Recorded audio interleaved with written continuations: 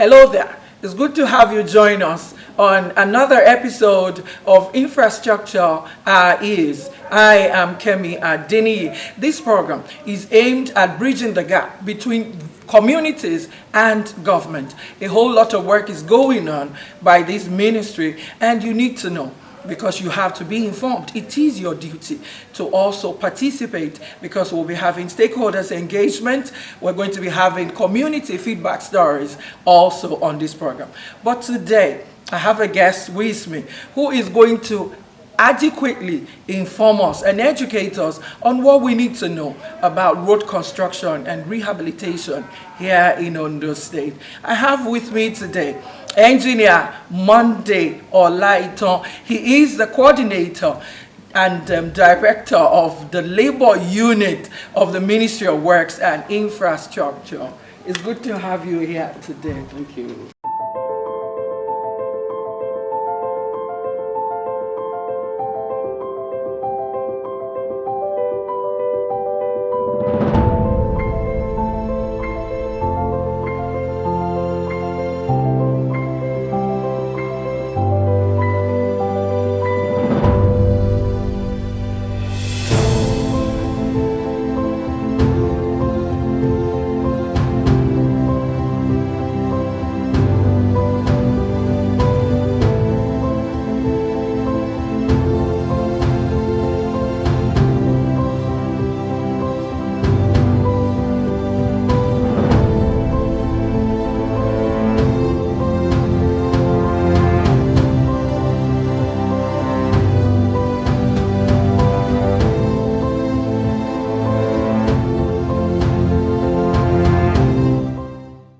In simple terms, we hear direct labor.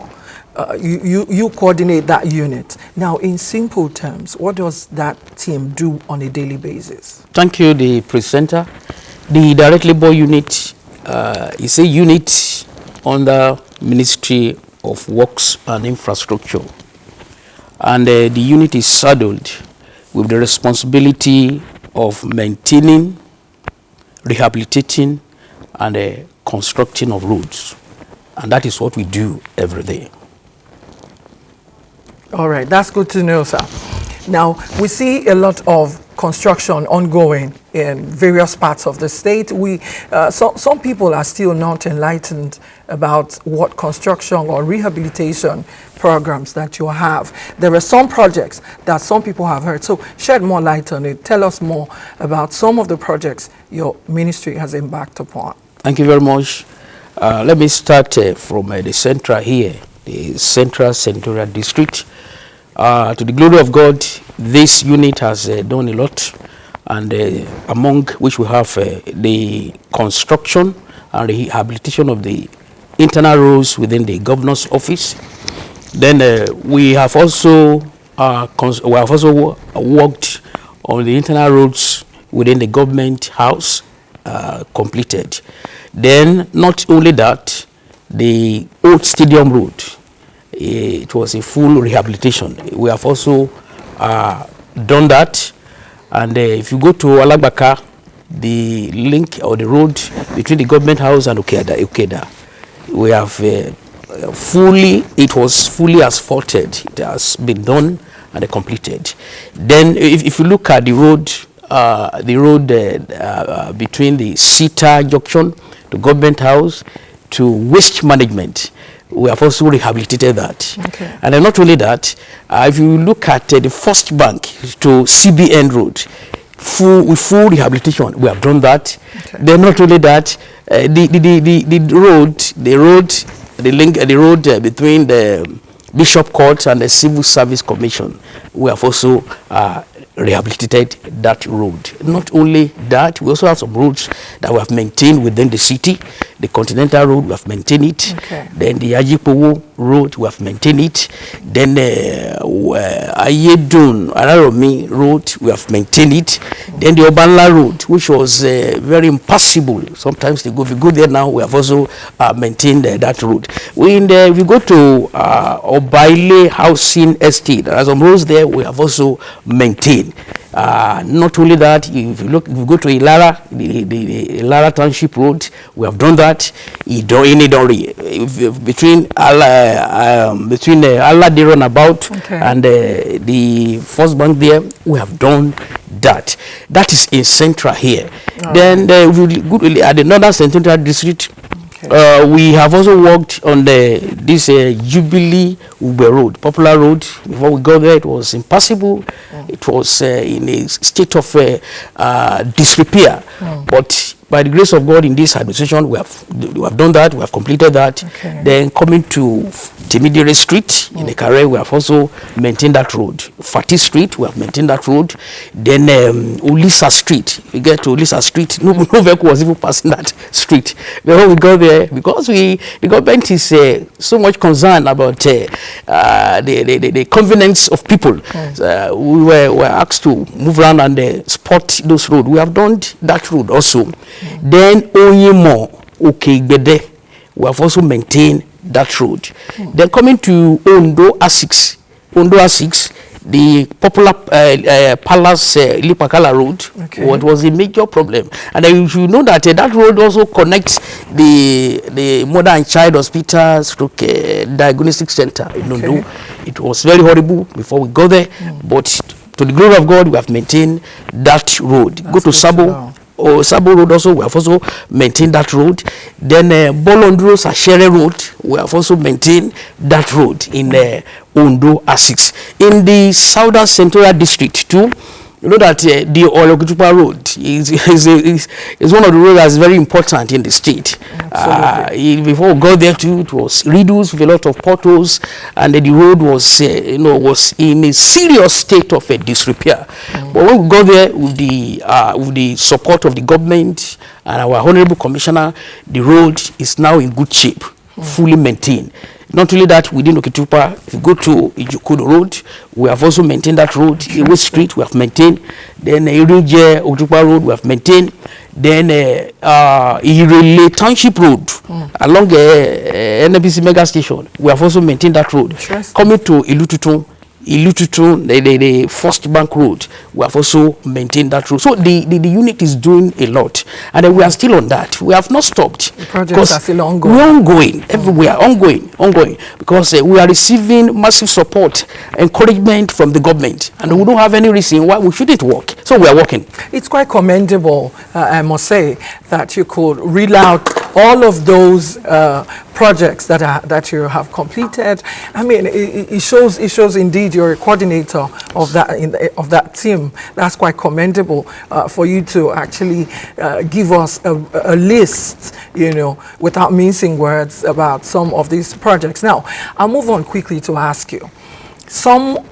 Of course, a lot of residents are excited about these improvements, and for how sustainable are these repairs? Are they temporarily fixed, or it's for a long-term use? Yes, thank you very much. The quality of what we are doing is superb. Because we are fortunate to have our leader, the Honorable Commissioner, who is also an engineer. So he supervises even to the mid of the night. Wow. He is always with us. That's good. So we don't have any reason not to do quality jobs. Because if the job is not of quality, he won't agree with us. So we don't have any reason. So the jobs we are doing, they are jobs that will stand the test of time, and they are good jobs. And we look at one of those roads we have done. If you go to Alagbaka, go and see what we have done there. Some people didn't even believe that the direct labor could work like that. They were thinking that it was a contractor. But no, it's not. It's the direct labor. All the furnitures are there, everything is there. Look at the thickness of our asphalt, superb. So we don't have any reason to compromise. Our jobs are of quality. I know for those who are listening to this and also watching you, they have some projects, some roads that need that requires your touch. Now, your team is known for quick responses. Yes. Of course, I know that. A lot of people do not know that. And so please tell us, engineer, how do you prioritize these projects? And also, it's a two-in-one question. How do you prioritize the projects to be handled? And also, how quick is your response? How do people from various local governments in the state. How do they reach out to your team? How is it? How easy is it for them to reach out to you? Thank you very much, the presenter.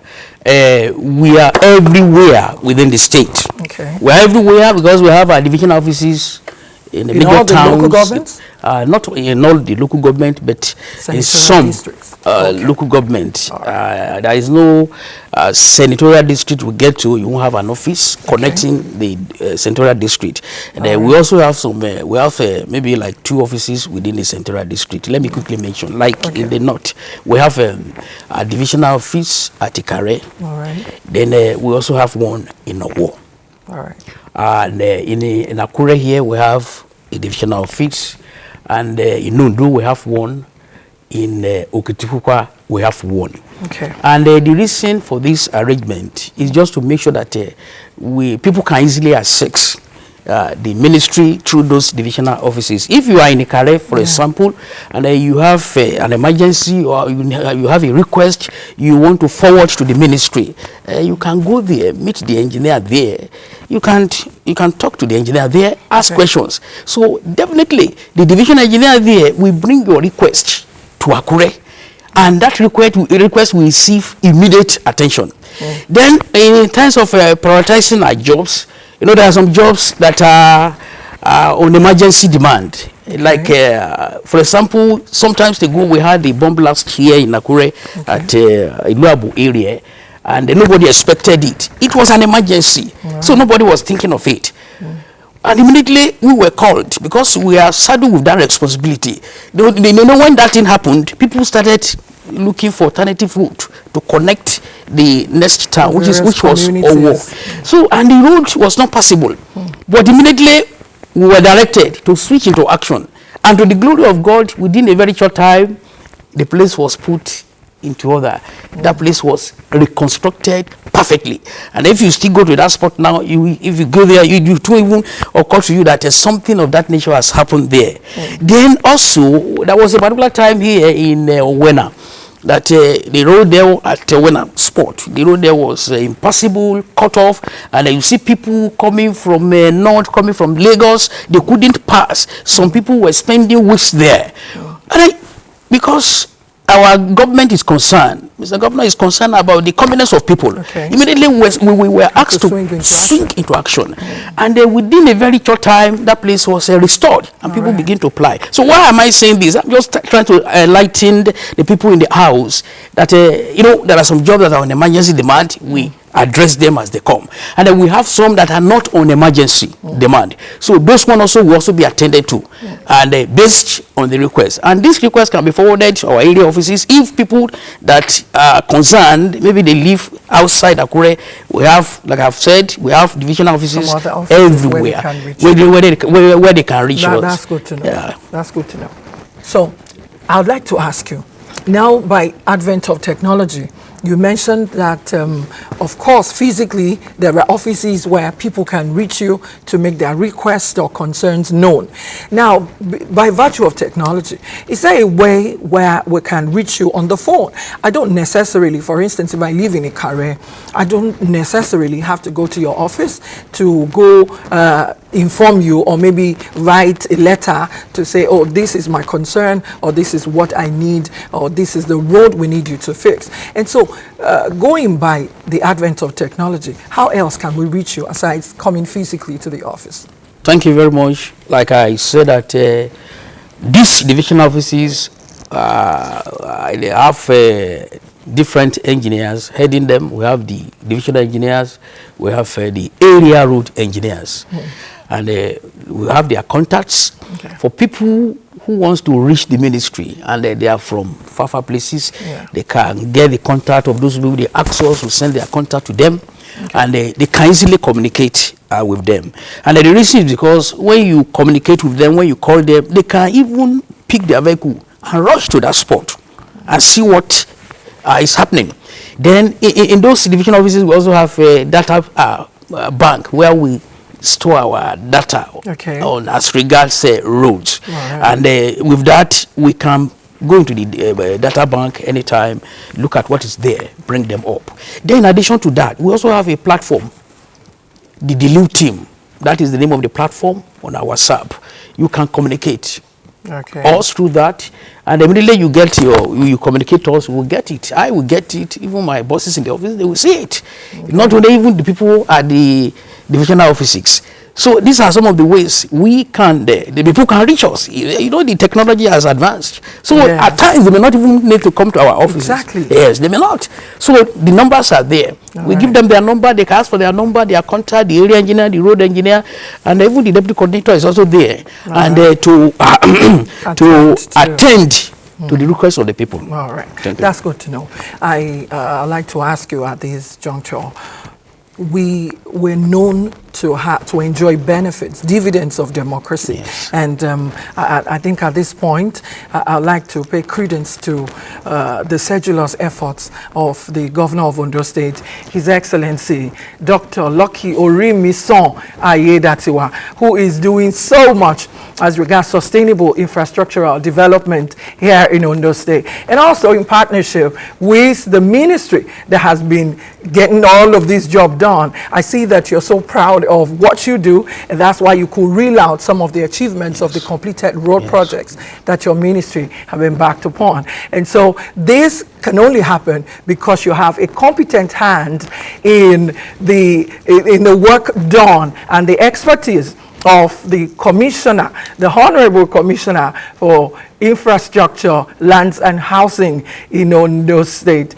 Engineer Abiola Ayorinde Olawoye, FNSE, FNICE, FNIHTE, who is doing so much. And that's why you see that a lot of people are so proud of what is going on. Now, let me ask you, our maintenance culture sometimes can really deter progress, and that's why I want you to explain to us, educate us on what to do to sustain these roads, to maintain them. You know, it's one thing to actually make the roads usable for us, but what can we do to ensure that we're playing our own part as recipients of this laudable project? What would you encourage the general public to do better? Thank you very much, the presenter. I just want to encourage the people in the house that they should join hands with the government in making sure that our rules are maintained and put in the right path. We have the people has their own role, and the government has their own role. Absolutely. The government is playing its own role, and the people must also play their own role. For example, when the government maintains a road or rehabilitates a road, after completing that project, the men that are saddled with that responsibility leaves that place. But now it is the responsibility of our people to make sure that the road is sustained. And I will tell you some of these reasons. We have seen some instances whereby you see people, maybe when they are doing one ceremony or the other, they will be burning cow on the road, on the asphalted road. When we have Owambe. When we have Owambe or any other party. You know, that type of attitude is not good, because indirectly we are spoiling the road. Anywhere you burn anything, either you burn cow or you burn goat or you burn anything, that spot has failed. There is no doubt about that. Then not only that, we also have some of our security, they may be the vigilante people or the community security. You know, when they are doing their job, they burn tires, they burn things on the road. They don't know, and that is the reason why we are here to educate them, enlighten them. So by doing that, they are also spoiling the road, because anywhere you burn anything, like I've said, that spot fails without any doubt. Then not only that, you know, some of our people also, when their vehicle is spoiled, they park it on the road, and maybe all these articulated vehicles, diesel will be dripping from the vehicle, and a lot of things on the road. And I want to tell us that any spot that diesel dropped on the asphalted road, that spot is bound to fail. Oh, this is quite educative. And that is the reason why we must be on the watch out and see that if if government has spent so much on the road to construct, to maintain, or to rehabilitate, we too also we should also try and safeguard these roads and make sure that all these activities are not done on the road. Not only that, we have some of our people have a general attitude that when it is raining, they have their debris, the one they have collected, and they go to the drainage, they pour it on the drainage, thinking that as the water is flowing through the drain, it will carry something away. No, even if it carries it away at that spot, it's going to deposit at the other somewhere end. Else. And then once the course is blocked, there will be overflowing of water. And once water will always have its way. Once the course of flowing, the drainage systems, the culverts are blocked, then that road is in problem, it's in trouble. So these are some of the things that we should know as per road maintenance. And these attitudes, we should also try that and stop them. And finally, on this note, there are some places whereby when maybe in the course of rainy season, like the rainy season now that we are approaching now, once the drainage systems are silted, some people will still be expecting the government. Even those drainage system, even be in front of their houses, they will still be expecting the government to come and help them clean it up. And by waiting, a lot of things will be happening to the road that we may not know on time. It will definitely damage the road.